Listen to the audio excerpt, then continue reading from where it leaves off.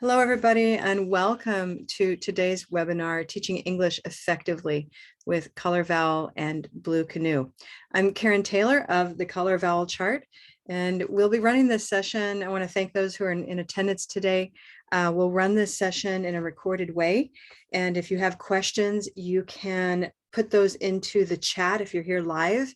And if you're here watching the recording, you can always reach us at customersupport@colorvowel.com for follow-up questions. All right. Wonderful. Then without further ado, we'll get started. Here we go. All right.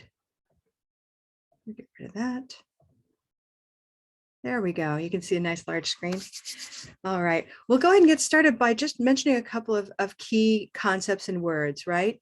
The color vowel approach is what we use to refer to our collection of brain-based strategies that we use to rewire the language learning brain. So if we've experienced, as we all have, those kinds of blocks when it comes to learning a second language, we actually find ways to bypass those blocks and find new ways to find a kind of flow with speaking English. That consists of focusing on stress and vowel sounds as the highest priority, not the only priority, but definitely the highest priority in teaching and learning spoken English, because that's what makes English comprehensible to others. When we hit the peak vowel and we know what color it is or what vowel sound it is, we're able to be mostly understood. And then other things can fall into place over time. I've been doing this for over 20 years with many teachers around the world and my colleagues in Color Vowel. We have over 1 million users around the world thanks to partnerships that we have with Blue Canoe, the Washington Literacy Center, Peace Corps, Intercambio, and the State Department at the United States government, reaching out through embassies and consulates. So in this way, we're able to provide teachers around the world and their learners with powerful tools and strategies for learning English. A bit more about Blue Canoe. This is our Color Vowel app put into a mobile device. So this is a mobile app for iPhones or for any kind of Android phone, which is anything that's not an iPhone, as well as for tablets and iPads, etc. And this is for learners. We combine voice recognition with artificial intelligence to provide feedback that's meaningful and corrective, and not just yes and no, but how you need to make a correction to be better understood. We provide pronunciation lessons, games, videos, quizzes, and a color vowel dictionary that we actually also offer as a browser extension. So all of this really immerses the learner and the teacher in our robust methodology for learning English more efficiently and with more practice and more traction than a lot of conventional approaches. Before we go any further, though, it's important to talk about whose English it is that we're speaking. I can say that I myself am speaking my English, right? I can only speak the way that I grew up speaking or the ways that I've learned to speak in the various places that I've lived. In fact, each of us has an accent, and it's influenced by where we grew up, where we've spent time, and the people that we identify with. So we might have multiple accents, but we still don't have limitless numbers of accents. Maybe I speak in 2 or 3 or 4 different ways with different people. And the question would be is whose accent is the best or whose accent is correct? And well, those questions are actually very problematic because when you talk about best and correct, it all depends on the situation and what you're trying to achieve. So we really take an approach that's more descriptive of what happens in English, that we all speak English, and when we understand each other through some kind of a commonality, that is success and that is correct. Providing a bridge between you and me or your student and the person they're talking to is what we aim for in our philosophy. So then we can ask ourselves, what do English learners really need? If it's not this idea of one correct way to speak, what can we do for them and what do they need most? And today I'll explore this along a few points. One is that I'm going to show you how they need a way to organize spoken English. We've had lots of ways to organize written English for hundreds and hundreds of years, but we haven't had an easy and accessible way to organize spoken English, and now we do. Our learners need routines to practice the rhythm of English. Knowing about the rhythm of English is not anything like doing the rhythm of English. And the amount of practice they need is much more than we realize. And this is where what we do in class is important, as well as how we provide learners access to practice outside of class. And finally, they need opportunities to be curious about English. And that means providing them with ways to ask questions and to notice things about spoken English and written English in ways that make them sort of incidental linguists without all of the heavy lifting of learning the terminology. And Color Vowel provides them with that kind of language to be curious about what it is they're learning and using. All right, we're going to move into the phonology of the color vowel approach, and we'll kind of touch on the problem that many learners face, and that is that their vowel system, or the inventory of vowel sounds in their first language, is typically quite different from the inventory of spoken English. The 5 sounds I'm about to show you are sounds that are not found in English, that are found in many other languages, including Spanish, Japanese, and a list of others. So this first sound is not the letter A, but rather it's ah. If you want to try saying that at home, you can say ah, yeah? And you can start thinking, what languages do you know of that have that sound? Or maybe you're bilingual and you speak a language that has ah in it. It's not ah, and it's not ah, it's ah. Here's the second sound, e, o, u, a, e, I, o, u. So these 5 sounds are, for one language, they're the sounds of Spanish. These are also the sounds of Japanese, right? When our learners come to the table to speak English, their brains are actually wired or grown around these pathways that produce these sounds and perceive these sounds. And that means that they hear all of English through these 5 windows when it comes to vowel sounds. And it might look something like this. So the color vowel chart is what I've presented here behind these 5 sounds. And each of these phrases represents a vowel sound of English, which we'll get to know in just a moment. But if you just look at the black lines behind each of these 5 circles that you see here, you'll see that ah is a sound that is straddling between olive sock ah and a cup of mustard So if I use my mouse here, we've got ah, and here is that Spanish ah. And for this reason, they'll have difficulty making a distinction between, say, cop and cup. It might sound like cop. And you can even possibly hear like, it sounds like both at the same time, or it sounds like neither at the same time. It all depends on what the larger context and utterance is that we can be confused as to what they're saying. Okay, the same goes for a. And the classic example, which I'll touch on again later, is if I say pepper, am I saying red pepper, or gray day paper? Pepper. Can you hear it being both or neither? Right. So our learners are struggling. How do I make my a? I can't hear a, and I can't hear and I also can't say a effectively, apparently, and I can't say a. I don't know what to do. And they're left with this problem, and they just have to sit with it typically, unless they have a color vowel trained teacher who's able to guide them through our really simple strategies that the teacher's trained in. And so that's part of what you're here to learn about today. With E, it can sound green to you if you're an English speaker, but it can also sound silver. And you've seen this happen with lots of words where the straddle causes misunderstanding. Okay, O and U. And so not only do these sounds straddle the vowel sounds of English, but also they are distinct from the vowel sounds of English. right? So it means that our learners really have even more other sounds that they need to master and don't have a way to do yet. So let's get to know that chart a little bit. Rather than starting with the chart, I'm actually, which is, it's behind me as well. I'm going to start though with the images that we use, because the images are a clean, non-graphemic way, meaning no letters, no symbols. We move straight into the sound and an easy image that represents that sound.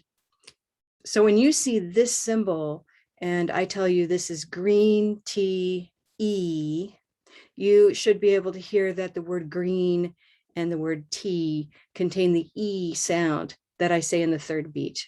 Green, tea, E. Okay. We can call this the green sound. And we can also think of words that are green. Can anybody use the chat to type in a word that is green? It can be one syllable or it could be two syllables or more. But just go over to the chat and type in a word that is green. And I'm watching over there. Great. So leaf, the leaf off of a tree, when you see something. And what about a longer word like, people? People. So try that with your hand. Just follow me.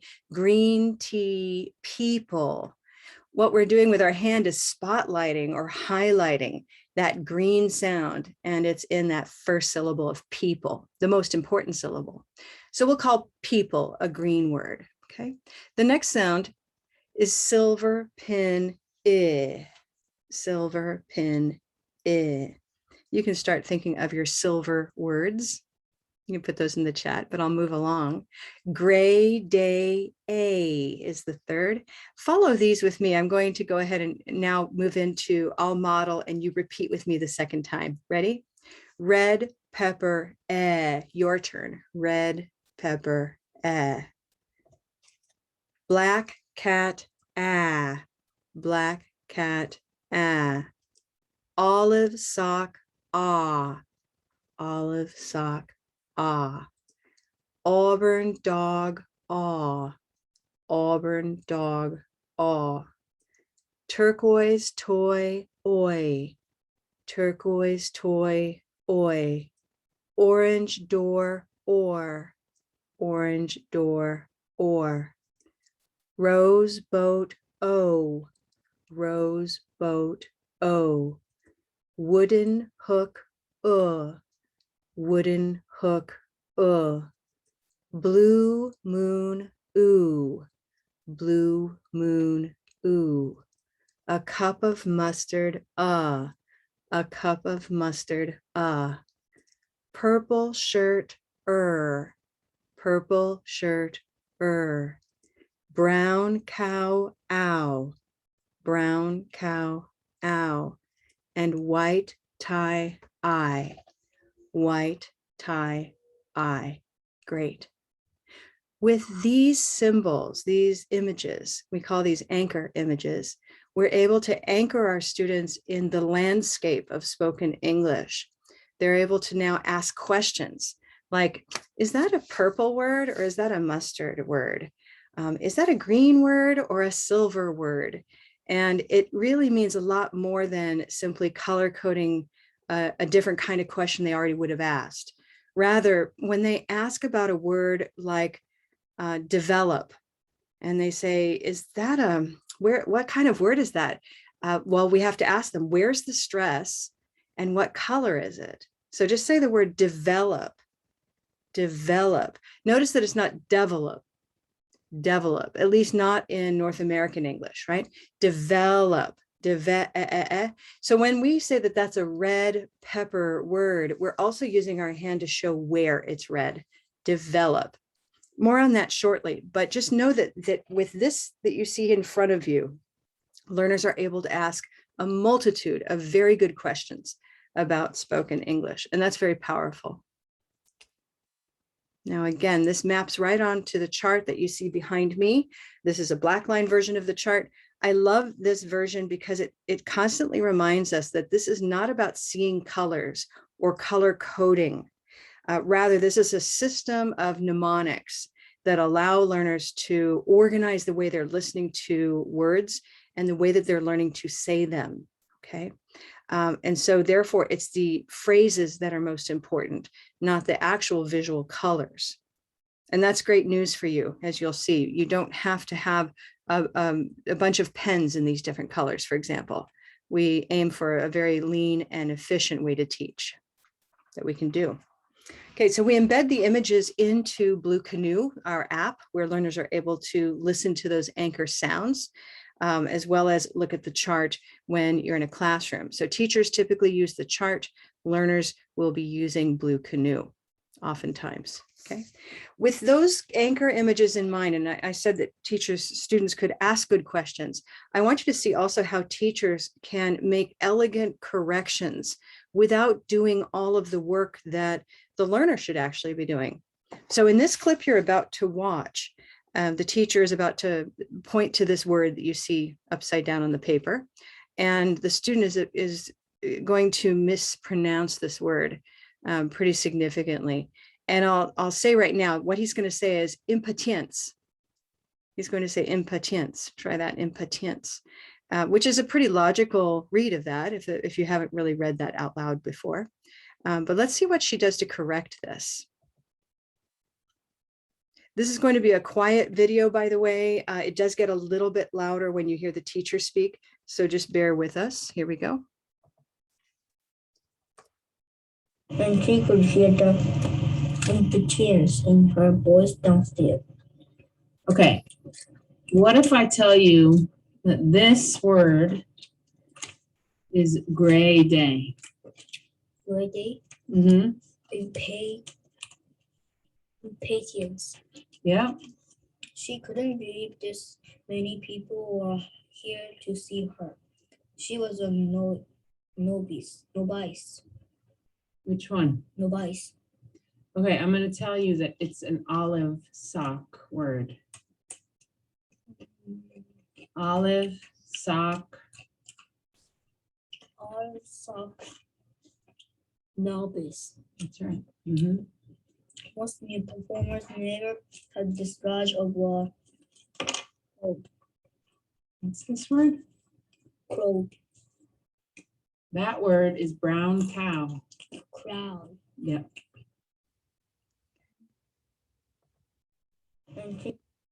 So pretty impressive how this learner was able to make those corrections on his own, right? With a single cue. Oh, that's an olive word, and a small underline that the teacher wrote on the word. That underline that you saw her writing is systemic. It's part of our system. It's the way that we do this. We underline the stressed vowel letter or vowel letters in the case of crowd, where the W is behaving as a U, or as part of a vowel sound rather. And so in knowing this very simple markup that is not the whole syllable, it's just the heart of the syllable, the learner knows what to apply where. Olive sock, novice, gray day, impatience, and brown cow, crowd. What can he do with that information after that lesson? He can write it down in his organizer, which we provide as a graphic organizer for the learner. We train teachers to use all kinds of activities to review these words in fairly active ways rather than sort of the drudgery of looking through a list. Okay, so we do that through rhythmic chants and sort of music, say songs without notes, if you will, that we put together and teach learners how to put together for themselves, actually. Those, by the way, were screen captures from Blue Canoe. That's how our dictionary works. So if you encounter a new word, the learner can look up that word in the dictionary and immediately hear how it sounds and have a visual cue for organizing that sound. Impatience, for example. All right. So what's interesting about spoken English and what you've seen in all of these examples is that English is stress timed, and English speakers don't know this because we don't need to know this. It's simply part of the way that we speak, meaning it's something we do without really recognizing that it's the foundation of spoken English. And we don't even mark it in the written word. So when a learner looks at these three words, they might see photograph, photographic, and photographer. meaning there's nothing about these different suffixes that tell you how the overall word sounds. And the assumption will be, well, it sounds the same. You just have to add ick and And yet we don't hear ourselves saying, we say photograph, photographic, photograph. Notice how those all sound the same almost. So instead we do this subconscious thing where we actually know in advance where the stress is. We say photograph, right? What about that second word? Where's the stress? If the word stress is new for you, by the way, you can think of it as the big sound, right? The one that has the most time. And you can take out your hand and test where it is. So if photograph is the first one, what's the second? Photographer, photographer, or sorry, photographic. I need to mix those two words up. Here we go, photographic, photographic. And then our third, which I've already given away, is photographer. But notice there was no way to know that before. You have to already know these words to know where the stress is. So how often do we as teachers turn to the board and start writing a word as if that teaches how it sounds? Can they really sound it out? Not really. I mean, not the letters, the PH doesn't really help, but also there's nothing about the written word that tells them where that rhythmic peak is, the stress, okay? So we do this kind of markup, and then we ask, what color is it? So we know where the stress is. So what about photograph? Photograph. If you remember what color that is, you can put it in the chat. We can cast around on the chart, and very quickly learners can take this in and internalize it. So they'll say, is it olive? And I would say, well, is it photograph? Olive, sock, photograph. Does that sound like the word?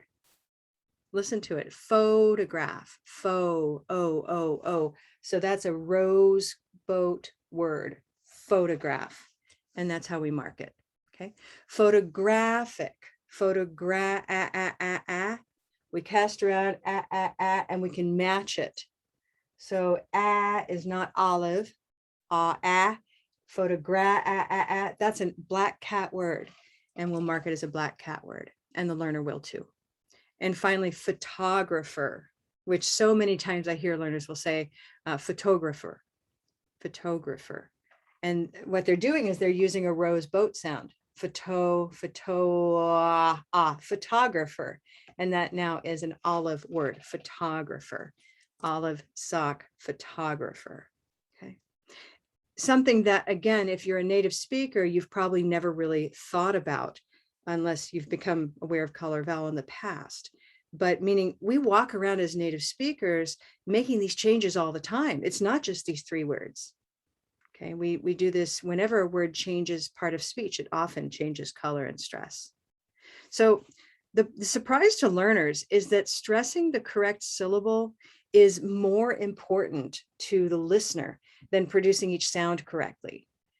A lot of times learners come with the idea that if they're just loyal to each letter in the word, they will be understood. And I've collected that information, that impression from learners themselves. So I know that to be true, that this idea like, I will just be very careful. And unfortunately, being careful actually can break the rhythm that's expected. And then they're even less understood than they wanted to be. So it's not about pronouncing every letter or every sound that they think is there, but rather matching the expected rhythm with those expected vowel sounds. That will take them far. Stress isn't just at the word level. It's also at the sentence level. If you listen to this long sentence, and I don't use a lot of stress, I could say a fraction has a numerator and a denominator. There's some stress in there, but it's all at the word level. A fraction has a numerator and a denominator. Okay, but what we teach is that we actually can break things up into phrases. A fraction has a numerator and a denominator, but there's more to it than that. We recognize that these long words are also important words. A fraction has a numerator and a denominator. You can try that with your hand. A fraction has a numerator and a denominator. And with those, we also start creating pauses at the ends of these little mini phrases within the sentence. And this is what we do in Color Vowel and in Blue Canoe, is we provide cues so that learners know how to sound before they speak. And they can practice in this way and start building their confidence about how spoken English really sounds. A black cat fraction has a blue moon numerator and an olive sock denominator. And when they are practicing in Blue Canoe, it appears in this way, where they're able to listen to the sentence several times and then record themselves.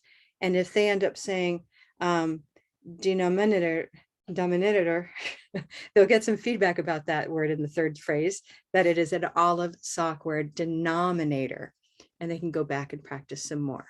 Okay. So what we've been doing with this this hand of ours, when I've had you kind of copy me with the open hand, is we're actually working with the brain in new ways. This red portion of the brain that you see here, this little dot, represents a place called Broca's area.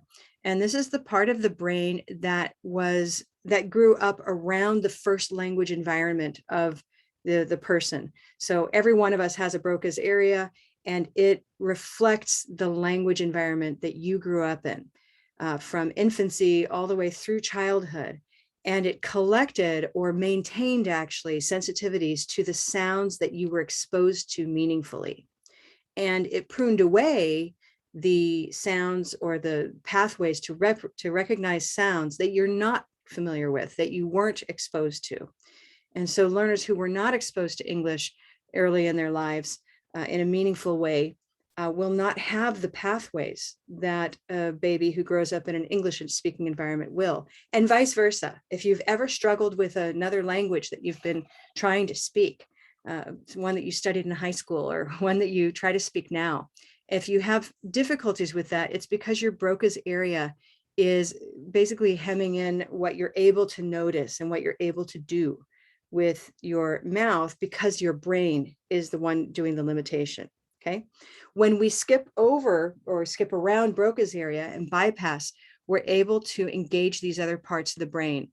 And so the color vowel approach is all about teaching teachers how to bypass Broca's area in every lesson, because when we don't, we end up with a lot of useless repetition that doesn't go anywhere. Okay. So these blue areas, what are they? They're going to allow us to answer questions that learners tend to ask over and over and over. The words might change, but they often will come to us with this kind of, oh, I have these words that are difficult for me. Can you tell me the difference between sheep and ship, right? Or ears and years, or paper and pepper. How many of you have ever received that kind of a question from a learner? Right? Again, the characters can change, but the play is the same play over and over. What's the difference between these two words? Oh, I know they're so similar. And so when we're able to recognize that sheep versus ship is a problem of Broca's area, it doesn't have to be a permanent problem for all of learning for this person, nor do these other examples. So let's take one of those. Okay, so these questions are trying to tell us something as teachers. Rather than answering each one separately as a one-off, we can do something much bigger for the learner. We can remind them, first of all, that they have every reason to struggle with those two words because they're very similar. The color vowel chart has a layout that mirrors the way your mouth is structured and the way your tongue moves through space in your mouth. And so if you follow my mouse here and we just come down, listen to what happens as I drop my jaw. Yeah. Now it kind of skipped around. Let's try that again. Yeah. And suddenly we're down at the bottom of our vocal tract. If I stop share for just a moment, let's see, maybe, can you see my full screen now with me here? I'm hoping, yeah, good. So this whole chart here is a big version of the space right here. And I'm just going to hold up this little mini chart on the side of my mouth, where my tongue is anchored in the back of my throat. And this is the way my jaw can move. So as we see, if we move our jaw coming down from a smile, you can hear that silver, and E are right next to each other. And that's why they're hard to hear as distinct words for a non-native speaker of English. Okay. Similarly, these other words can start to confuse us, not because necessarily that they look the same, but they sound the same. Okay, so paper and pepper, those have different letters. So it's not really a visual thing. It's that pepper, remember that little A I modeled for you earlier from Spanish? They sound the same because the vowel is one category in their brain. And we need to help them form two distinct categories. And we can, okay? We do that through a practice called Color Vowel Yoga. Yoga is an interaction that the teacher and the learners have with the actual chart. So this is not just a poster you look at, but rather it is a touchstone for growth. And you actually learn how to create the distinction between paper and pepper by touching the chart and moving with it. And I'll just briefly show you how. There are videos that on what I'm just about to show you, but I think I'd rather show it to you live. And so with pepper, we can come down from green, E, and you can actually follow my hand by putting your finger on my screen. And you could just follow, like touch my hand here, and E, we can locate red pepper, and then we can ask the question, well, how is gray different if the other word is paper? And the answer is interesting because you can come down E, and if you move back up, listen to it, A. Okay, so here we are at gray, it comes back up to green. And that's a moving sound that actually moves upward toward this E sound or the green sound. So pepper is a non-moving sound, one position, and A or paper contains that moving vowel.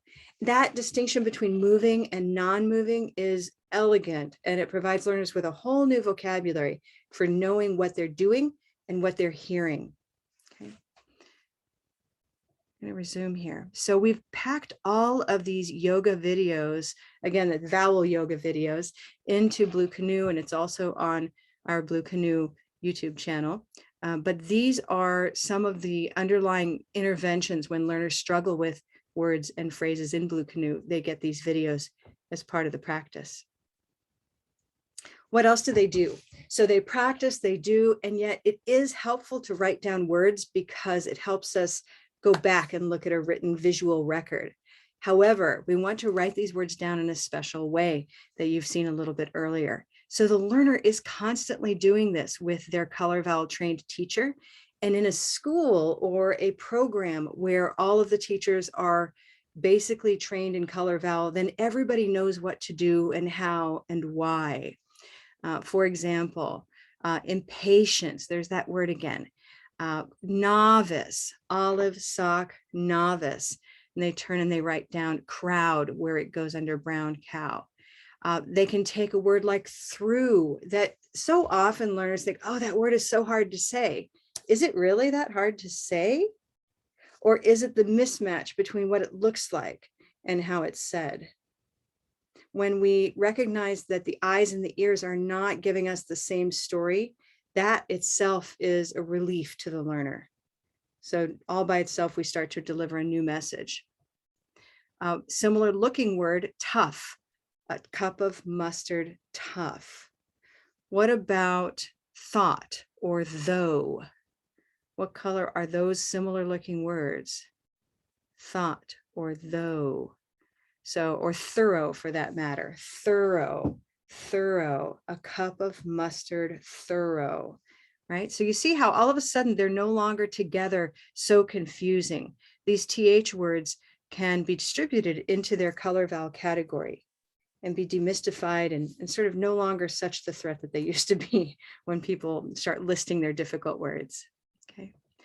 We can take those three words from before, photograph, photographer, and photographic. They're in one list for the meaning, but they're in three different categories for the way that they sound. And now we can start to practice all of the olive words together, right? Listen to how that sounds. Olive, sock, novice, photographer. And we now have something a little bit like in the written world, how you can have all of your A words here, right? All of the B starting words are here in your dictionary, but that's the written world. This is the spoken world. And so instead of thinking about the first letter, we think of the peak or stressed vowel sound. And that's where all these words belong. Okay. Every word of English has a place on the color vowel chart.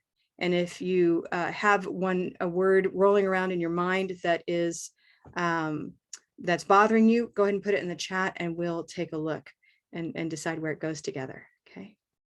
But once again, we're starting to solve this problem of Broca's area blocking us.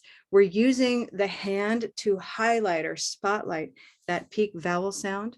We are using colors and images to organize the way that we're hearing things.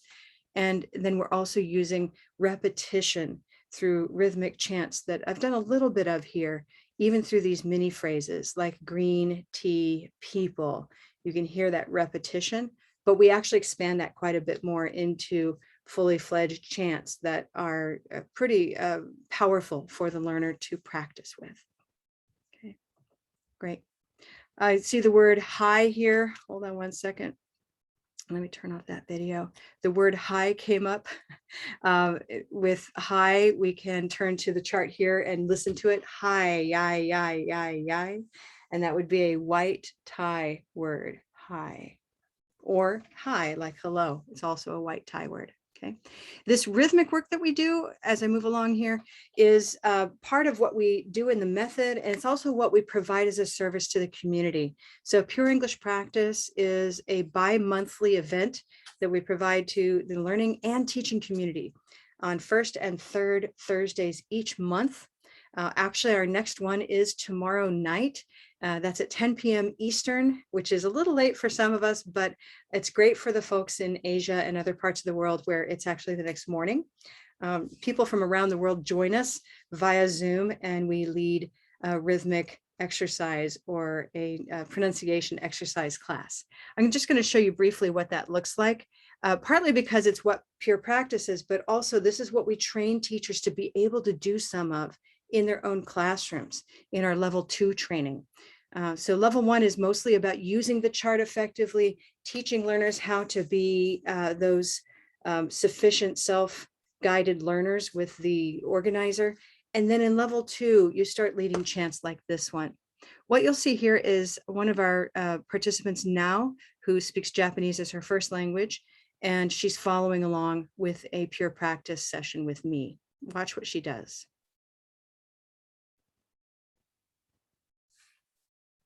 Do what I do what I do, fast or slow, do what I do what I do what I do what I do what I do what I do what I do what I do. Great. Now that was just warm up. Are you ready to get started with Pure Practice? Wonderful. Warrior. Warrior. Warrior. Warrior. Warrior. Warrior. Warrior. Warrior. What do you want? What do you want? What do you want? What do you want? What do you want? What do you want? What do you want? What do you want? What do you think? What do you think? What do you think? What do you think? What do you think? What do you think? Say. What do you say? What do you say? What do you say? What do you say? What do you want to do? What do you want to do? What do you want to do? What do you want to do? Your turn. What do you want to do? What do you want to do? What do you want to do? What do you want to do? What do you want to do? What do you want to do? What do you want to do today? What do you want to do? What do you want to do today? What do you want to do? What do you want to do today? What do you want to do? Warrior. Okay, so that gives you an idea of what some teachers are doing when they're level 2 trained. They're able to take small bits of language and use this kind of repetition to create a compelling rhythm. Notice that I'm not actually changing it into something different or distorted for the sake of a song, but rather I'm letting the natural spoken form of it become its own song. So what do you want to do? It's exactly what I said. I just said it a lot of times so that it becomes a bit of this compelling groove. And the learner gets a lot of that practice that they so need and so often don't get. Okay. There we go. So today you've connected us with us through our webinar, and that's where we are right now. And I've just told you about Pure Practice, where you can actually sign up for that tomorrow night if you'd like to see what that looks like. We also do have a link to our YouTube channel specifically for Pure Practice. So you can go look at exercises and also past live sessions there. Teachers use those in class, by the way, so it's just another resource for you. Another service we provide to the teaching community is our Fridays at 5 sessions. These are for teachers and by teachers who are interested in making extensive use of Color Vowel as a way to simplify their teaching and to maximize practice, noticing, and curiosity in their students. Our next Fridays at 5, I think we have one coming up, and that's on our website under the training link that you see right there. And Jennifer's posting some links there in the chat. Okay. As far as equipment goes, we stay very lean when it comes to the materials that are needed to teach with Color Vowel. The main issue would be, how do you provide your learners consistent visual access to the Color Vowel Chart? And so we provide 3 ways to do that, all of which have some way of touching the chart. That would be either the digital starter kit. If you are outside the United States, we recommend the digital teacher starter kit. And that's because shipping costs make sending these paper-based packets abroad prohibitive. We really can't do it because shipping is so expensive. So digital teacher starter kit is there for folks outside the United States. If you're in the United States, I'm going to recommend these hard copies just because you need that hard copy poster. Sooner or later, you need to touch it, your learners need to touch it. We do all kinds of work with our controlled vowels or with linking and blending. All of the things that make English sound like English are approached through the chart first. And so having that is key. Along with that, the other key is knowing what to do with it. And so the Color Vowel Approach book is central to our starter kits. Okay, it will provide you with the rationale for what you're doing, as well as some activity plans and lesson plans, as well as some printable resources and references. Okay, very practical references, that is, for, you know, what color are these words, for example. And then the other difference would be having either the image cards that I always keep handy for highlighting a sound by itself, or our game, Color It Out. So you can decide, you know, in the fully equipped classroom, you get everything put together, including the launch pad, which is that first day of class lesson plan. And you can learn more about that in the shop, where we provide a video of that lesson plan. Okay, so a starter kit's a great way to start, but another and better way to start is to train with us. So our training journey is here for you to explore over time. By being here, you are most likely a community member or starting to be a community member. When you own the Color Vowel Approach book, you are a full-fledged community member and have access to our private community in Facebook. This is a very active community of teachers who all have the book and are basically aware of how to teach with Color Vowel. When you're in there, you're in the same room with level 1, level 2, and level 3 trained teachers. Lots of ideas, lots of exchange there. Okay, level 1 would be the next logical step. This is where we offer a couple of options that I'll share with you today, including the fast training option. That's a partial training of level 1, and then the complete training for the level 1 certificate. Okay, that comes with several advantages apart from knowing more, but that comes with getting your level 1 certificate. That comes also with access to our digital library, where you get resources that make teaching even easier and more fun. Okay, and your profile listed on our website. Level 2 digs more deeply into the approach, and that includes our 3 core workshops that I've alluded to today. That includes rhythm and chants, Color Vowel yoga, and spelling exploration. So how to approach spelling in a new and more powerful way how to use the chart through the body, that's yoga, and of course, this use of repetition that creates rhythm and chants. Okay, so you can explore each of these on our website in more detail, but I'd like to speak a bit more about this level 1 option for you. Here we're looking at all level 1 training options. One is called FAST. This is our asynchronous course. So it's self-paced, it's entirely video-based. You can access it on your own time and at your own pace. The advantage here is that if you live in a difficult time zone or you have a very busy schedule, you can already start getting trained in Color Vowel at your own pace. To finish things up, though, you'll always want to come over to Complete. This is our live training. If you start in Complete, you get all of the benefits of the FAST course, but you also then get live training and discussion where you meet with me for 4 sessions, each an hour and a half long, so 90-minute sessions, a total of 6 hours of live training here. And that's where you get to be sure that you have all of your questions answered. I get to be sure that your awareness of how English works is fully tuned in to the way that we're doing it here.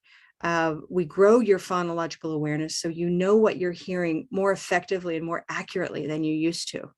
Okay. We also have then, after each session, a technique practicum that you complete through video tasks that you post for yourself in our course platform. And there you receive feedback from me or a coach on those techniques so that you know that we know that you know, and all of that, that what you're doing in the classroom is part of what the method is all about and that it's accurate. Okay. And then finally, again, you get access to that digital library that I mentioned a little bit earlier. If you're here from an organization or from a school, talk with us. We provide customized training for institutions, for organizations, where we create a program for your teachers. And that might be a combination of fast and complete programming so that when you have 100 teachers or 100 volunteers that work for your program, maybe it's going to be a larger number that do the fast training and a smaller number that do the complete training because they're there more often, or they're somehow better equipped to be a complete trained teacher, or you want some time to get those fast teachers trained. So there are lots of options there where we start that journey with you and you start thinking about your professional development budget in that light. Okay. Today, I want to give you a code, a special promotional code that will bring down the cost of going straight into complete. I think fast, it's a great value, but it'll still leave that lingering question of when will you go to complete? So if you're excited about Color Vowel and you want to do that complete training, this is your chance to do it. There's another reason you might want to register sooner rather than later, and that is, I'll just tell you now that we have had COVID pricing for a while now. And on January 1st, we're going to be raising our rates just a little bit to keep up with the cost of doing business. But if you register now, you'll get to register for all of our 2022 events, any that are listed now, at the lower price. So, if you register before January 1st, plus this promotional code, you will be able to really save. Okay. That promotional code is right here. It's CV Webinar Save. And you can just take a picture of it if you'd like. You can jot it down, but a picture is pretty handy because then you can keep all of the formatting that you need. Okay. Actually, I think it's not case sensitive, so you can just type it in. But that's going to take a nice little piece off of your total, and we'll get you into that complete course. Okay. This is done through Eventbrite. You'll find this on our website at colorvowel.com/training. And you can look at all of our dates there and choose the date that works for you, heading even into January and February. Finally, Blue Canoe. If you're interested in Blue Canoe, this is an app for older learners. I would say 14 years old is the youngest that I would recommend it for. And it's also, so it's adult learners down to age 14, and it's also for fully literate learners. I'm going to emphasize that because that's simply the interface that it has. There's a great deal we can do with Color Vowel for low literacy learners and emerging literacy and for children in general. But Blue Canoe as a tool is for adult learners with about an intermediate level of proficiency and definitely above that. So anybody above intermediate up to advanced, and beyond will be able to make great use of Blue Canoe. If you're interested in knowing more about Blue Canoe as a teacher, please join our free teacher pilot program. This is a self-access program. You get to play with Blue Canoe yourself. You get a free access license. And you also get access to one of our platforms with an open course so that you can be educated about how you would onboard your learners, when you would onboard your learners, etc. Embedded in that teacher pilot program is a free 8-week pilot or trial of Color Vowel Blue Canoe with your learners. So if you are curious about that, join the pilot program, go to bluecanoelearning.com/educators, and you'll see the form there where you can register for our teacher pilot program. Okay, there's zero, commitment to having to do it, but it's there for you, and you can claim your 8-week trial also without any long-term commitment at all. So it's there. We provide it with a lot of support for you to explore with your learners in real time. I want to thank you for being here. We're going to take questions at this time, and any question you have about your setting or about language or about a word or the strategies that I've talked about today are welcome. Hi. Hi, Karen. This is Tiffany. So I know that the Blue Canoe, like you said, is for intermediate and 14 plus. Which level do you recommend starting the hands-on physical chart? Yeah, I recommend that at the earliest stages of learning as well as advanced. So basically, whoever starts with their journey of learning English, they're ready for it immediately. And the sooner the better. I find teachers, we're guarded about when to start something, but this helps immediately. I've had teachers who just start with the open hand and a little hesitant, but then they found that their learners suddenly could speak in ways that they couldn't speak before. So I've personally piloted the open hand and all of the kinesthetic work with children as young as 3 and 4, and with highly advanced learners at University of Maryland, and everything in between. So there's no risk in introducing this. Maybe the only possible risk is the low confidence that a teacher might have when they come to me and say, oh, well, they think that it's childish. Okay, and that's the kind of concern that a teacher will have when they haven't been trained yet. But I assure you that once you're trained, we know exactly why this is powerful. So there's no minimum for that. Thank you. Thank you. Other questions? I'll look in the chat. If there were words, we can do a word challenge. I said every word has a place on the color vowel chart. So I'm happy to give some other examples. Okay, long words, short words, phrases. Jennifer, I know you're there. Is there anything that's come up that you'd like me to address? No, so far no questions in chat. I've put links to pretty much all of the training and products you talked about, including Blue Canoe. So people can grab those links right now. I have a word to challenge you with. Mm-hmm. Armoire. Armoire. Good. Came up as a vocabulary word. So yeah, so we're going to listen to it. Armoire, let's all say it. Armoire, armoire. If I'm not sure where to open my hand, by the way, I can listen to myself almost like music. Armoire, armoire, bam, bam, armoire. Notice I don't say armoire, armoire, right? And if you're a learner, then you might say, well, then how would you know? Because you don't know what to say. But we usually hear a word or we see it. So if you see it, you look it up in Blue Canoe. If you hear it, you try to play it back to yourself. And we start listening to the stress, armoire, armoire. So do we agree that the stress is on second syllable? Okay, armoire, armoire. Now we can use our hand and kind of grab the vowel, armoire, armoire, or armoire. You hear that that's before the armoire, good. And so then we can start locating not armoire, armoire, armoire, armoire, So this would be an olive sock word that moves to the R. And if you look really carefully, there's a little R up here. So it does this armoire. And we're back up in purple, at the end. Okay. So R controlled vowels is something we love teaching at Color Vowel, because we have this very visual way to approach this thing that's otherwise been considered just so tricky that it's almost like code. If you say R controlled vowels, it's almost code for you'll never get this. But you can get it. We totally get it. And our learners do too. And they touch the chart and they can actually do this. They can say car or armoire, and suddenly it is literally in their hands. Okay. Thanks for that. It's Olive Sock Armoire. Over in the community, I just, my pride and joy is our private community where people post all kinds of things. You can just post a word there and say, what color is this? And you'd be amazed at the kind of conversation people can have about a given word.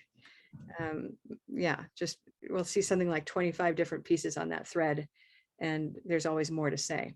So fascinating.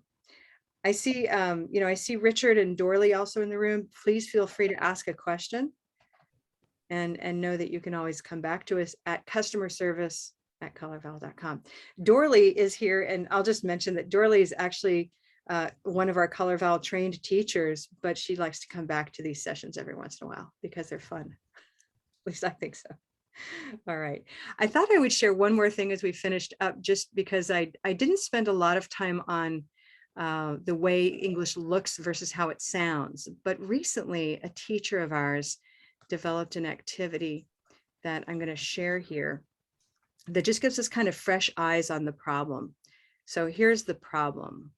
The problem is, if you're a learner of English, all of these words look the same.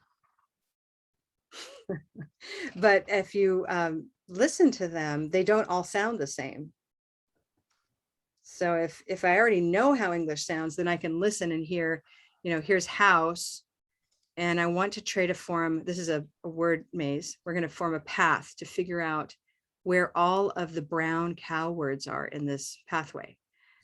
So for example, it's not brown cow house, brown cow fower. That's not fower. It's for, right? So it's not going to be the pathway. So use your finger right now and see if you can find the path. You can actually touch the screen and figure out, where is it? Yeah, and we start to find ow, ow, house, sound, soup, no, soup, sound, mouth. So house, sound, mouth, loud, sowl, no, young, nope, touch, nope, hour. And as we move along, you can do this with learners in groups or in pairs. They start to come up with a solution, right? And so go ahead and just let's together, I'll move my mouse over the solution, which are the slightly shaded versions. And you're going to hear, we're going to use a thing called flooding, which is a form of rhythm and chants that floods the ears with the same sound over and over. You're going to hear the brown sound over and over. We've got house, sound, mouth, loud, hour, around, blouse, south, stop. Use your hand while we do this. I forgot for a second, but I was distracted. Here we go. South, ground, found, shout, hour, foul, cloud, out, and we're out. Okay. And so we can start to hear all of those. And then the question comes up, which is, what about all the other words? So we heard all of the brown words just now, right? What are those other ones? For, orange door, for, okay. And then we see that soup is a blue moon word. So is group, through, root, and you, unless this were route. So that's another possibility, but this is like Route 66, okay.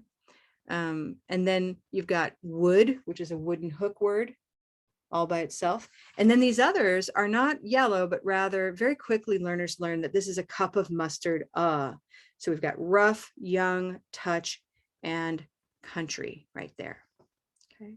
So this is the kind of work we do to keep reminding learners that the letters you see are not the sounds that you hear. but rather we hear sounds first, and then we can look at how those are spelled. Just one little quick activity to intrigue you a bit even further. I want to thank you for joining us today. Please join us over on our website at colorvowel.com, and know that we've got courses starting up in January. If you enjoyed this session, tell your friends that we have additional free webinars in December and in January coming up that you'll find on our website. Thank you so much, everybody. Thanks for being here. Have a good day. Bye-bye.